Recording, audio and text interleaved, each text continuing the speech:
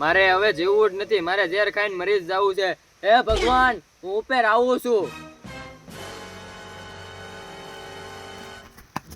એલા ભાઈ આ શું કરેસ તું? ભાઈ હવે મારે મરી જવું છે, મારે જીવવું જ નથી હવે. આવી હારી તને ભગવાને જિંદગી આપી છે, થોડુંક તો વિચાર. તારા ભવિષ્યનું કોણ, તારા મા બાપનું કોણ, અને તારે કાં મરી જવું છે? હા ભાઈ, મારે મરી જવું છે. મારી માથે દેણું થઈ ગયું છે. દેણું થઈ ગયું હોય ને તો 24 કલાક કામ કરાય, કાંઈક સારી જગ્યાએ કામ કરવા વયો જવાય. આવી રીતે મરી થોડું જવાય. ભલે ને મરી જાય, તારે શું લેવા દે? આપણે આસો માટે તારે શું લેવા દે? ભાઈ એનું દેણું છે ને મારા કારણે છૂતું. મેં એને છે ને 50,000 રૂપિયા વ્યાજે આપ્યા હતા. એમ? હા, હવે ઈ મરી જાહે તો 50,000 મને કોણ દેશે? આયલું ને સમજા ભાઈ, 50,000 મને 5,000 આપી દે.